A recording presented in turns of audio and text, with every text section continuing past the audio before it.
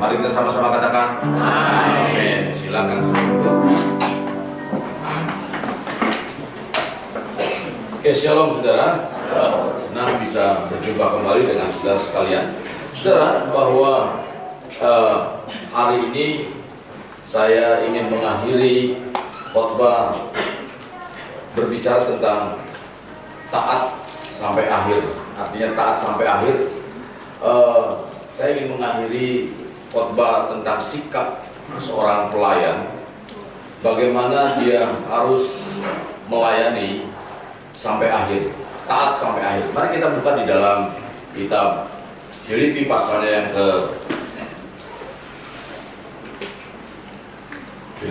yang kedua ayat ke-8. Filipi 2 ayat ke-8, saudara. Firman Tuhan demikian, dan dalam keadaan sebagai manusia, ia telah merendahkan dirinya dan taat sampai mati, bahkan sampai mati di kayu salib. Saudara, Filipi pasalnya yang kedua ayat 1 sampai dengan 11 di dalam konteks ini bagian yang sangat penting dan dikenal sebagai nyanyian pujian Kristus. Nyanyian pujian Kristus yang menjelaskan tentang kerendahan hati, tentang ketaatan Kristus sebagai teladan tertinggi. Jadi seluruh bagian ini adalah ajaran kepada jemaat untuk meneladani sikap Kristus, khususnya dalam hal kerendahan hati dan ketaatan. Nah, dalam perjalanan iman, saudara, berbicara tentang ketaatan. Ketaatan bukan sesuatu yang selesai dalam satu keputusan. Artinya, ketika kita mengambil keputusan untuk taat, bukan berarti selesai dalam satu kali keputusan. Bukan juga sekedar mengikut Kristus saat suasana hati yang baik, atau saat keadaan yang mendukung, oh kita mau taat. Justru ketaatan yang sejati adalah ketaatan yang bertahan. Ketaatan yang sejati adalah meski dalam badai, dalam godaan, dalam penderitaan, bahkan dalam kesepian iman pun, saudara, kita tetap taat. Nah, berbicara soal ketaatan, saudara-saudara yang kasih, Alkitab penuh dengan kisah orang-orang yang memulai dengan baik, tetapi saudara, tidak semua menyelesaikan dengan setia. Ada banyak orang yang baik, tapi tidak semua diselesaikan dengan setia. Saya ingin mengajak kita semua, jangan sampai kita memulai hal yang baik, tetapi kita tidak setia sampai akhir dalam kehidupan kita. Kalau kita berbicara soal taat, berarti kita mau setia sampai akhir dalam kehidupan kita. Namun saudara, Tuhan tidak mencari orang yang hanya memulai dengan hal yang baik, tetapi mencari orang yang mau menyelesaikan perlombaan itu dengan setia sampai garis akhir. Dia tetap setia sampai selama-lamanya. Dan itulah yang Tuhan cari dalam kehidupan kita. Saya berharap kita tetap ada di dalam koridor itu, yaitu setia sampai akhir. Nah, kalau Tuhan Yesus berkata di dalam Matius pasal yang 24 ayat 13, di situ dikatakan, tetapi orang yang bertahan sampai pada kesudahannya, dia akan selamat. Matius 24 ayat 13, tetapi orang yang setia sampai kesudahannya, dia akan selamat. Hari-hari ini mungkin banyak orang mulai dengan lelah dalam menjalani hidup. Bahkan saudara, tekanan demi tekanan mungkin bisa menghadapi kegoyahan di dalam iman. Bahkan jangan sampai kalau orang lain banyak meninggalkan iman, tapi saya berharap saudara tidak meninggalkan iman saudara. Apapun tekanan yang terjadi, kenyamanan dunia, saudara, memberikan kenyamanan, karena saudara, dunia itu menekankan hal itu. Barangkali saudara, dalam budaya dunia, ketaatan dianggap sebagai sesuatu yang negatif. Ketaatan dianggap sebagai sesuatu yang mungkin lemah, kurangnya kebebasan. Akibatnya saudara, ketaatan sering dikaitkan dengan penindasan. Ketika kita taat, saudara, kita mungkin pasrah atau mungkin juga kita mau ditindas.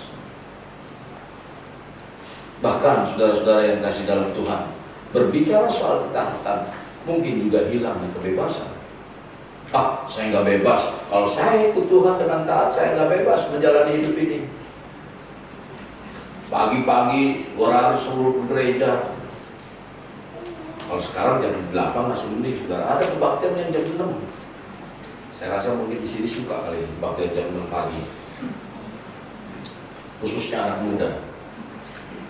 Jam 6 akan lebih ceria, semangat. Tapi kalau ibu-ibu yang habis ke gereja jalan-jalan, nah itu yang paling suka. Yang paling gak suka jam 10, mau kemana-mana mentok, mau ke pasar tunggu dulu, mau masak mentok, mau jalan-jalan mentok, jam 12 udah kehabisan waktu ke gereja duluan. Nah saudara, jadi berbicara soal ketaatan, taat sampai akhir, saudara, justru Tuhan memanggil kita untuk teguh, setia, terus berjalan bersama dengannya. Yang perlu dipertanyakan adalah, apakah kita hanya ingin percaya kepada Tuhan untuk sementara atau selamanya? Ya pokoknya lagi keadaan seneng aja lah saya percaya sama Tuhan. Tapi kalau lagi enggak mah, ya lain-lain. Atau mungkin lagi susahnya saja saya percaya sama Tuhan. Tapi kalau sudah senang, lupa sama Tuhan. Tentu kita ingin menjadi murid yang taat sampai akhir. Sama seperti apa yang dikehendaki Tuhan dalam kehidupan kita. Maka dari itu saudara, berbicara soal ketaatan, dalam Alkitab, ketaatan adalah tanda kedewasaan rohani dan kasih kita kepada Tuhan. Bukan paksaan, tetapi penyerahan sukarela kepada otoritas Tuhan. Itu yang namanya ketaatan. Ketaatan adalah wujud kasih. Kalau kita baca di dalam Yohanes 14 ayatnya yang ke-15, jikalau kamu mengasihi aku, kamu akan menuruti apa? Segala perintahku. Itu Yohanes 15 ayat 15. Dan ketaatan merupakan tanda iman dalam kehidupan kita. Kalau kita berbicara tentang iman, di dalam Yakobus pasalnya ke 2 ayat 17, iman tanpa perbuatan adalah mati. Nah, berbicara soal taat, kalau kita melihat di dalam hukum perjanjian lama atau hukum Taurat, kalau kita taat melakukan hukum, kita akan diberkati. Konsep mana yang harus kita ikuti? Dalam Ulangan pasalnya ke 28 ayat 1 sampai dengan 2 itu berbicara soal taat, ya, melakukan firman Tuhan. Jadi siapa yang setia melakukan firman Tuhan, berbicara hal ini saudara, taat sampai mati. Jadi apakah kita ikut perjanjian lama atau memang ikut perjanjian baru? Karena di dalam perjanjian baru, hukum Tuhan di dalam hukum Taurat itu adalah sebanyak 613 hukum Taurat, dan itu harus dilakukan sempurna. 613 hukum Taurat yang harus dilakukan sempurna. Kalau gagal, kita tidak bisa melanjutkan hukum itu. Tapi ketika kita gagal, kita mengulang dari mula. Itu hukum Taurat. Tetapi Tuhan menggenapi itu, dan cukup Dia yang melakukan, dan kita cukup beriman kepada Tuhan. Maka kalau kita melakukan firman Tuhan, bukan kita ingin diberkati, berkat itu urusan Tuhan. Tapi kalau kita mengasihi Tuhan, kita tandanya melakukan hukum Tuhan. Nah, saudara-saudara yang kasih dalam Tuhan, maka di dalam kita sebagai pengikut Kristus, kita adalah hamba kebenaran. Yang dulu kita telah ditebus dari hamba dosa, kita diampuni, kita dibenarkan, sekarang menjadi hamba kebenaran. Jadi ketaatan bukanlah pilihan. Ketaatan melainkan satu identitas dalam kehidupan kita sebagai anak Tuhan, melekat dalam diri kita. Kalau kita mau disebut sebagai anak Tuhan, berarti kita mau taat dalam sikap kita, dalam tindakan kita. Nah, itu adalah identitas kita sebagai anak Tuhan. Jadi, saudara-saudara yang kasih dalam Tuhan, maka penting sekali untuk melihat itu.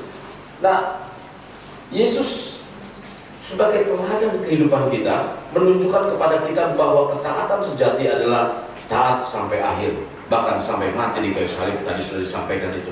Jadi ketaatan ialah kesediaan untuk tunduk sepenuhnya pada kehendak Allah tanpa syarat. Jadi kalau kita mau taat tanpa syarat, nanti kalau saya diberkati, saya mau setia taat sama Tuhan. Nanti kalau saya disembuhkan oleh Tuhan, nanti saya begini, kalau mau saya taat. Tidak, taat adalah tunduk sepenuhnya, saudara. Ini bukan sekedar mendengar perintah, tapi melakukannya dengan penuh kesetiaan. Kita dipanggil bukan hanya untuk memulai perjalanan iman, tetapi untuk menyelesaikannya dengan ketaatan penuh. Jadi ketika kita dipanggil Tuhan, kita bukan untuk memulai perjalanan iman kita, tapi kita berusaha untuk taat. Gagal, lakukan. Gagal, lakukan. Nah kalau begitu, saya ingin mengajak saudara pengertian kata taat itu apa sih? Arti ketaatan dalam bahasa Alkitab Perjanjian Baru, yaitu bahasa Yunani, kata taat sebetulnya terbagi dua, hupo dan ako. Ako itu mendengar, hupo itu adalah bawah atau di bawah. Nah, jadi kata hupekos berarti mendengar di bawah otoritas seseorang, di bawah otoritas seseorang, atau mendengar dengan tunduk dan siap mentaati. Ini bukan sekedar mendengar, saudara. Kata mendengar bukan hanya sekedar mendengar, tetapi sikap hati yang bersedia tunduk melakukan perintah. Pengertian ini menunjukkan atau mengarah bahwa ketika kita, saudara-saudara yang kasih dalam Tuhan, merasa tidak nyaman atau tidak sesuai dengan keinginan pribadi kita, kita tetap tunduk. Itu yang Tuhan inginkan dalam kehidupan kita. Kenapa? Itulah yang dikatakan tadi, berdaulat atas kehidupan kita. Saudara percaya, perintah firman Tuhan itu untuk mendatangkan dan memberikan kebaikan, keindahan, perlindungan, dan segala-gala hal yang baik bagi kita. Itu namanya, kalau kita berbicara tentang kerajaan Allah, itu namanya konstitusi. Konstitusi adalah ucapan dari raja untuk masyarakatnya, untuk umatnya, untuk warganya. Nah, ucapan raja itu adalah ucapan yang selalu memberikan perlindungan. Saudara, ucapan raja adalah selalu yang memberikan pernyataan keindahan, kesenangan bagi warganya. Nah, itu konstitusi adalah perkataan raja. Perkataan raja tertulis dalam hukum. Hukumnya apa? Firman Tuhan. Jadi firman Tuhan adalah hukum-hukum itu. Hukum yang dituliskan. Perkataan raja yang dituliskan adalah hukum Tuhan. Nah, jadi saudara-saudara yang kasih dalam Tuhan, sikap kita taat itu berarti sikap hati bersedia untuk tunduk melakukan perintah bahkan ketika tidak nyaman atau tidak sesuai dengan keadaan pribadi kita, dengan pribadi kita. Itu arti tunduk. Jadi ketaatan adalah ujian sejati dari iman kita. Kalau kita mengasihi Tuhan, berarti kita taat. Kalau kita mengaku iman, kita beriman kepada Tuhan, berarti kita taat. Sebab Tuhan memberikan perintah, tidak pernah memberikan perintah yang tidak baik. Tuhan memberikan perintah, selalu memberikan kebaikan, memberikan perlindungan bagi setiap kita yang percaya kepada Dia. Amin. Kalaupun saudara di proses masuk itu sebetulnya adalah penyesuaian keinginan daging dengan keinginan roh. Dan keinginan yang biasa dilakukan oleh kehidupan kita selalu menguntungkan pribadi. Tetapi Allah memberikan perintah kepada kita selalu menguntungkan pribadi dan Allah dimuliakan dalam kehidupan kita. Mana yang kita pilih? Dua-duanya. Kalau kehendak Allah kita lakukan, ketaatan kepada Allah kita lakukan, Allah dimuliakan dan kehidupan kita akan menerima keuntungan dari apa yang kita lakukan. Tuhan mencari pengikutnya yang memiliki, saudara, sikap hamba yang setia, taat sampai akhir. Bukan hanya memulai dengan semangat, tetapi yang menyelesaikannya juga dengan setia. Bukan hanya mulainya saja, tapi kita harus menyelesaikannya dengan setia. Saya percaya saudara mampu melakukan itu. Kenapa? Saya katakan percaya. Karena Tuhan yang memberikan perlindungan, Tuhan yang memberikan kemampuan, Tuhan yang mengingatkan kita. Saudara-saudara yang dikasihi, jadi berbicara hal ini, Ketaatan adalah sikap hati dan tindakan yang tunduk secara sukarela kepada kehendak dan perintah Allah sebagai bentuk kasih, iman, dan penghormatan kepada Tuhan. Nah, untuk itu saudara, untuk memahami ketaatan sampai akhir, apa yang harus kita lakukan? Kalau saudara baca di dalam Filipi pasalnya yang tadi ayat 8a, di situ dikatakan, saudara, mengatakan ia telah merendahkan dirinya. Yesus merendahkan dirinya terlebih dahulu sebelum ia taat sampai mati. Ini menunjukkan bahwa kerendahan hati adalah dasar dari ketaatan sejati. Kadang yang membuat kita tidak taat sikap sombong kita. Ketika ada, misalnya saudara, saya mungkin lebih muda dari orang yang saya bilang, Pak harus begini-begini.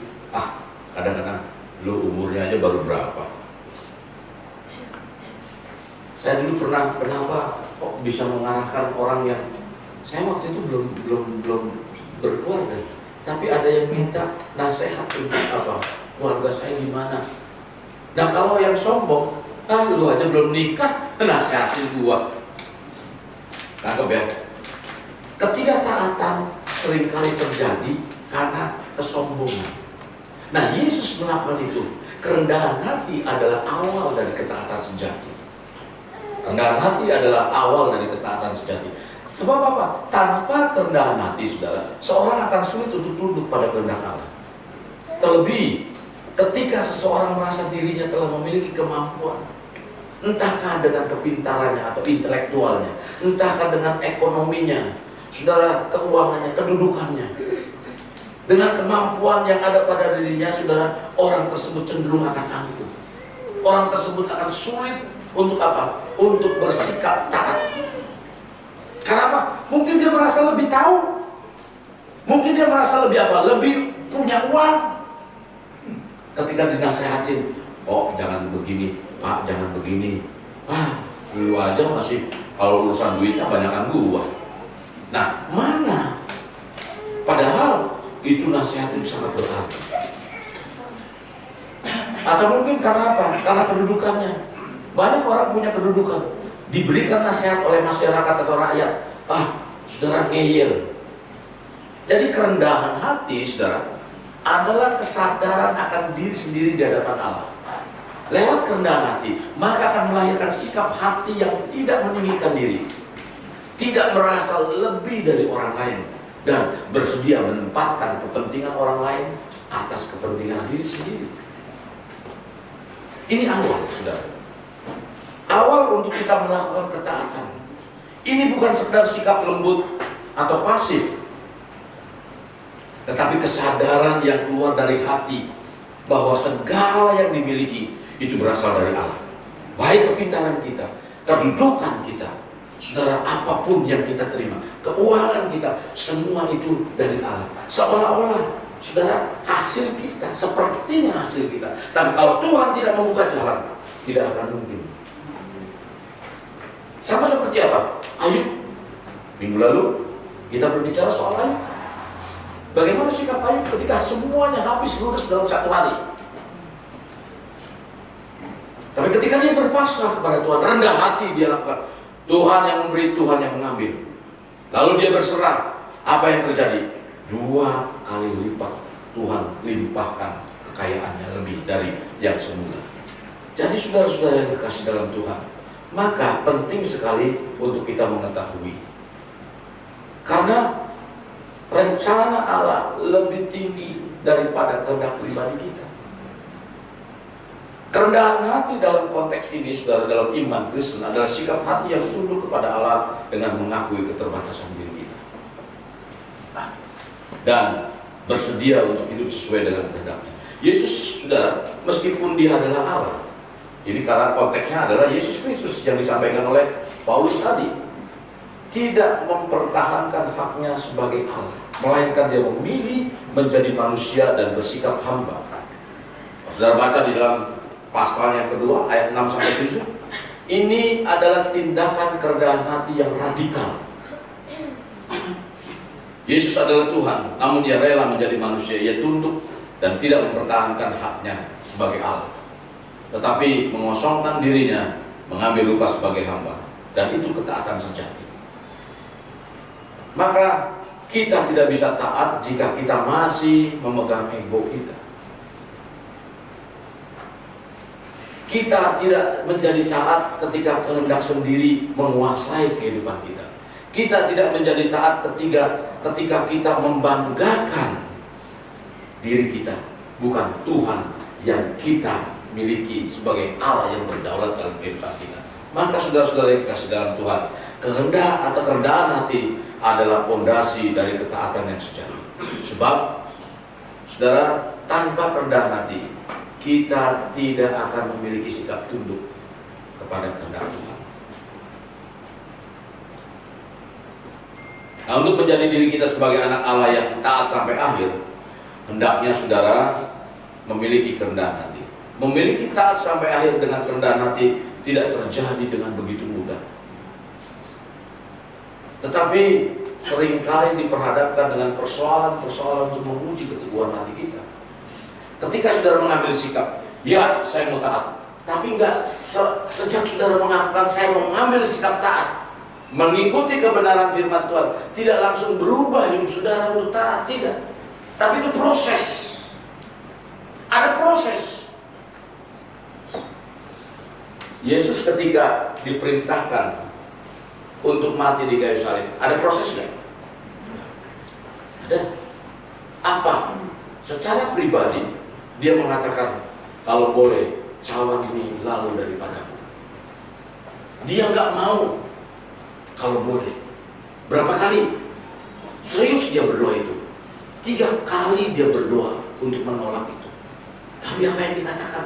3 kalinya dia berkata, bukan keinginanku Tuhan, Bapa, bukan keinginanku, tapi biarlah kehendak-Mu yang jadi. Dan itu sikap taat.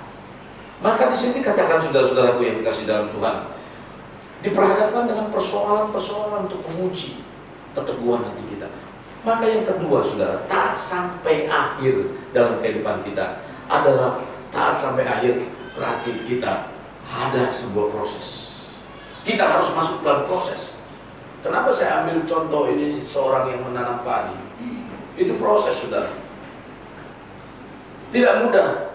Dia semai dulu.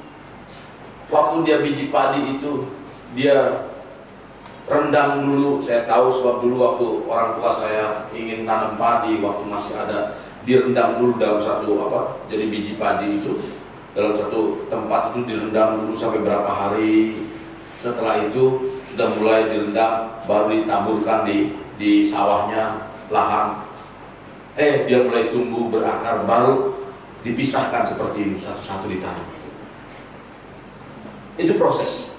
Nah, sebagai anak Allah, saudara-saudara yang kasih dalam Tuhan, untuk memiliki kehidupan taat sampai akhir tidak terjadi secara instan atau otomatis. Itu adalah sebuah dari perjalanan rohani yang panjang. Kita untuk taat, kadang-kadang kita gagal. Enggak apa-apa, saudara gagal. Tapi bukan berarti menghalalkan kegagalan. Saudara bangkit dari gagal itu. Ya, mungkin saudara nggak tahan dalam ikut jam doa dan lain sebagainya. Saudara ikuti. Ada banyak dorongan untuk melanggar. Ada banyak dorongan untuk kita tidak mengikutinya dengan setia. Ada banyak itu. Entahkah dengan pekerjaan saudara, entahkah dengan apapun saudara. Prosesnya panjang. Itu penuh proses, pergumulan. Karena mungkin itu menjadi satu pembentukan dalam kehidupan kita. Lewat apa? Lewat Roh Kudus. Harus kita akui hidup taat sampai akhir tidaklah mudah. Enggak gampang. Sebab dalam diri manusia mempunyai natur dosa. Keinginan-keinginan yang menyenangkan diri sendiri. Keinginan-keinginan yang natur dosa itu adalah keinginan-keinginan yang menikmati diri sendiri. Contoh misalnya saudara, saya lebih baik begini dah, kan saya sekali-sekali saja. Enggak selalunya. kebaktian atau apa, ikut doa atau apakah masih bisa berikut-berikutnya. Dan mumpung apa? Mumpung masih hidup. Mumpung masih hidup, saya bersenang-senang. Mumpung masih hidup. Betul nggak? Katanya betul. Tapi mumpung masih hidup, berimanlah dengan sungguh-sungguh kepada Tuhan. Mumpung masih hidup. Karena setelah nanti, saudara mau berubah nggak bisa. Mumpung masih hidup. Kalaupun saudara mau jalan-jalan, jangan lupa ibadah harus tetap ditegakkan dalam kehidupan saudara. Apalagi sekarang ibadah mudah, saudara mau lihat di mana, live di mana. Tapi harus sungguh-sungguh. Kadang-kadang kan jujur kita akui, ibadah di online itu kan nggak segampang seperti apa yang kita ibadah di sini. Serius, di sini saja masih ada yang masih tergoda. Apalagi saudara, 2 hari yang lalu saudara telah deal dengan bisnis saudara. Apa-apa. Tiba-tiba nanti ya saya WA, nggak tahu kapan WA. Ada bunyi WA aja sudah terganggu. Dari itu atau bukan? Tender bukan ya? Itu di gereja, apalagi nanti di rumah. Di rumah enak kan, pernah dialami kan? Saya bilang belum pernah ada kebaktian sambil makan bakmi. Sekarang dialami nggak? Kebaktian sambil ngopi dialami nggak? Dialami. Di mana? Di rumah. Saya dulu ngomongnya itu. Sekarang dialami sambil kebaktian, nyuapin bakmi, angkat kaki. Kalau bila perlu ada mesin pijatnya, iya, sambil pijat, haleluya, haleluya, waduh, terjadi. Konsentrasi? Enggak, lapar dikit, bang bakso, tunggu ya. Live nggak? Live masih. Suruh berdiri nyanyi, enggak berdiri. Duduk di kasur, sebabnya kalau apa? Kalau berdiri jebol itu spring bed. Nah, jadi saudara-saudara yang kasih, itu proses panjang. Memang sulit untuk melakukan ini. Ada proses. Roma 8 ayat 7 mengatakan begini, sebab keinginan daging merupakan perseteruan dengan Allah. Keinginan daging perseteruan dengan Allah. Saudara-saudara, karena itu tidak takluk terhadap hukum Tuhan. Hal ini memang tidak mungkin baginya. Bagi siapa? Orang yang hidup dalam daging. Jadi kesulitan selanjutnya adalah untuk memilih sikap taat sampai akhir. Kita harus menghadapi proses ini. Kita harus menghadapi proses. Proses menjadi taat sampai akhir membutuhkan pertobatan. Ketika kita mau diproses, kita sadar kita mau bertobat. Oh ya Tuhan, berikan kemampuan kepadaku untuk aku melakukan. Sekalipun aku jatuh, aku mau coba bangkit lagi. Aku mau terus berjalan dalam kehidupanku supaya tetap setia sampai akhir. Jadi pertobatan sejati, saudara, kesadaran diri, menyadari kebutuhan akan anugerah Tuhan, mengakui bahwa diri ini tidak sanggup taat tanpa pertolongan Tuhan. Gak mungkin. Karena kita dikuasai dosa. Dosa yang lama masih ada. Apalagi, makanya saya bilang, bapak-bapak, kalau bertobatnya sudah tua, agak susah. Susahnya apa? Karena masih berkarat ini banyak karatan-karatan kehidupan yang lama. Kalau masih baru, anak-anak muda, dia nggak tercemar pikirannya. Kalau yang sudah tua, sudah benar-benar nggak dibuka jubahnya, dia tinggalkan.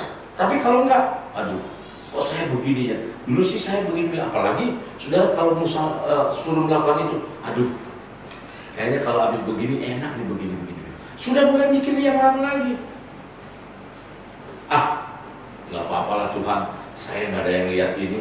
Ya, sekali-sekali lah nggak apa-apa.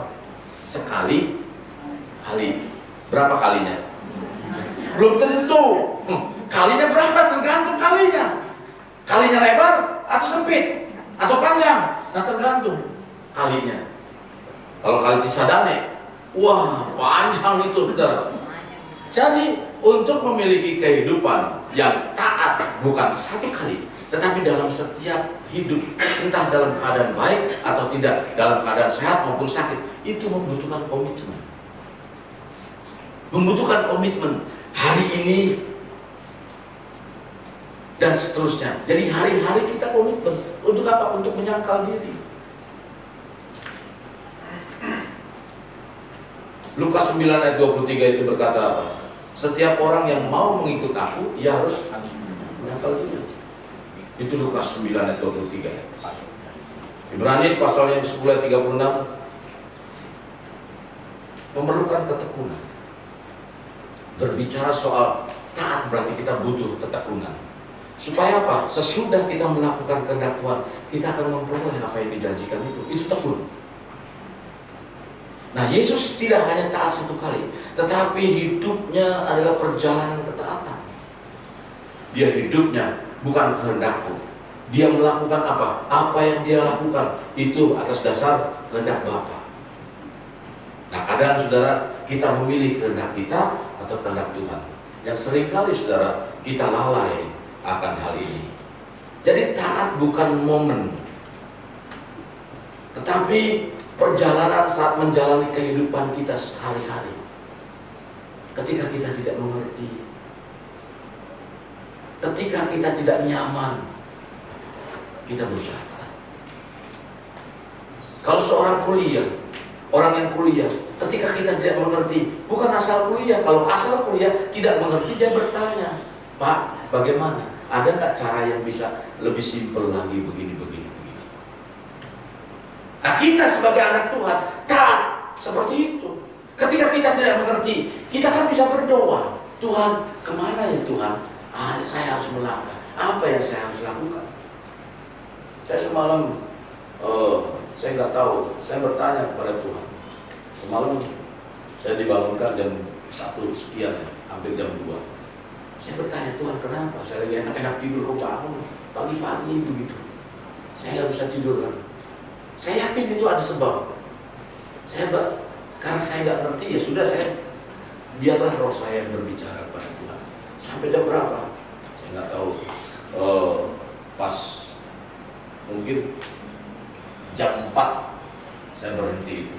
Jam 4 saya mulai tertidur sedikit lagi, dan hampir jam 5 saya bangun lagi. Nah, saudara, kita nggak ngerti apa yang terjadi. Saya dulu pernah begitu, saudara. Ketika saya kehilangan uang, mobilnya dijebol begitu, semalaman saya nggak bisa tidur. Kenapa? Saya bolak-balik. Saya berdoa. Bukan berarti Tuhan biar kehendakmu yang jadi apa, Tuhan, saya juga nggak ngerti. Bukan berarti saya mensyukuri uang saya hilang ketika dijebol mobilnya, saudara. Tapi mungkin untung, saudara, itu sudah diincar. Ya, kalau saya bertahan dan itu tidak mampir, mungkin saya bisa mati. Jujur ngomong, jangankan uang misalnya puluhan juta atau ratusan juta, 100 juta lebih waktu itu kalau nggak salah jebol, 140. Kalau misalnya uang saudara ada 10 juta atau mungkin 5 juta ditodong begitu, bertahan nggak? Bertahan. Saya yakin kalau seandainya saya bertahan pada waktu di kendaraan, saya mati mungkin. Makanya saya nggak tahu kenapa Tuhan. Saya berdoa, Tuhan, kenapa Tuhan?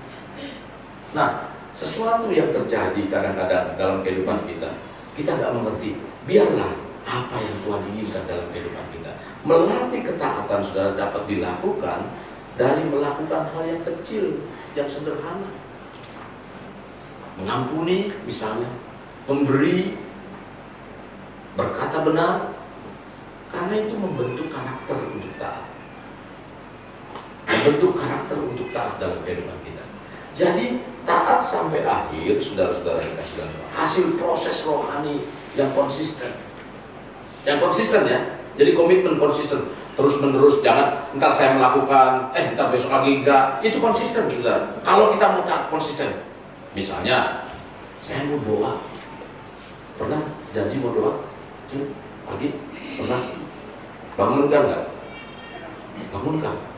Tuhan, saya pagi ini saya mau berdoa. Tuhan bangunkan pagi-pagi. Bangun. Terus, iya,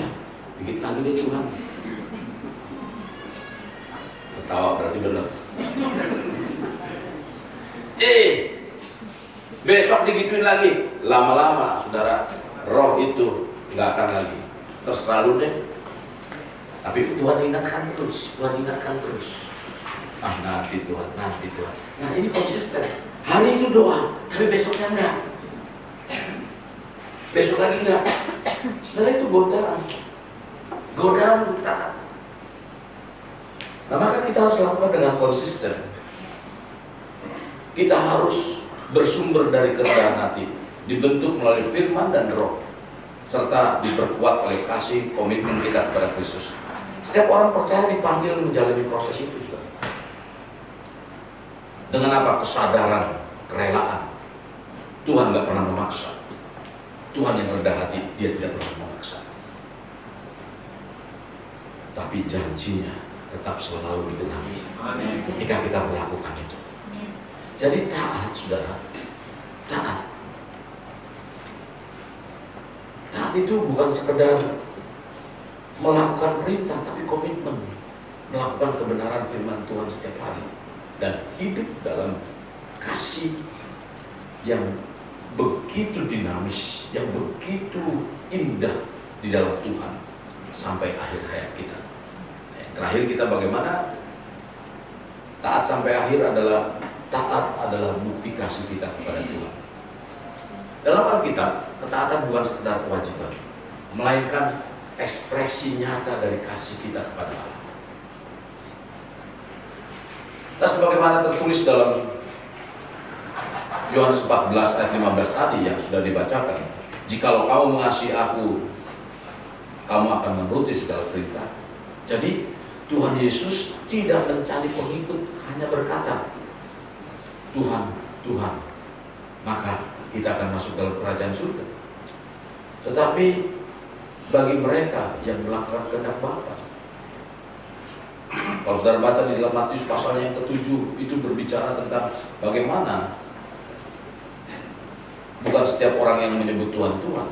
Banyak orang bisa taat sesaat, tetapi hanya sedikit waktu yang mau taat sampai akhir.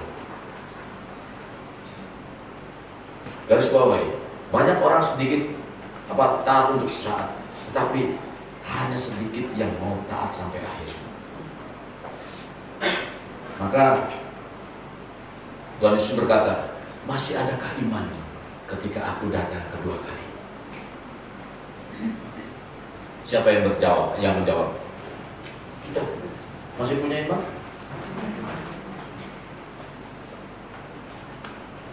Saudara, mengapa?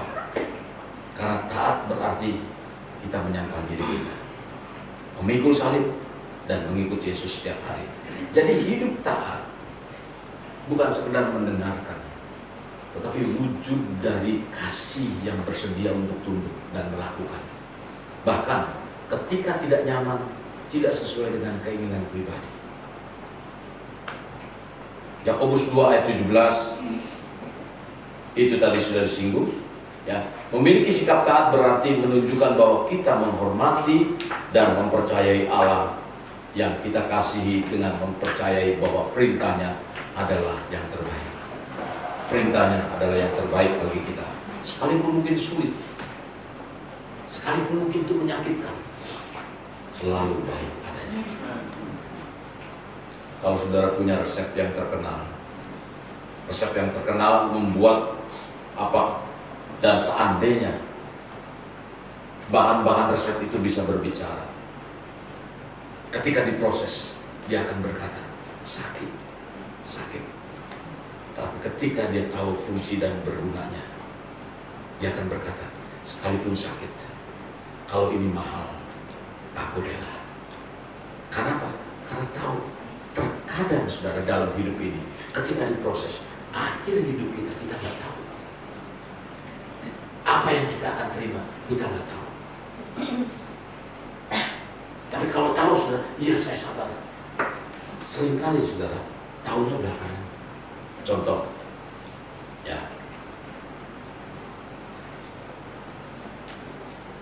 ada saya dulu memulai usaha. Ketika anak saya berkata, ya, saya juga itu masak-masak begitu, ada masak. Nah, Ketika anak saya berkata,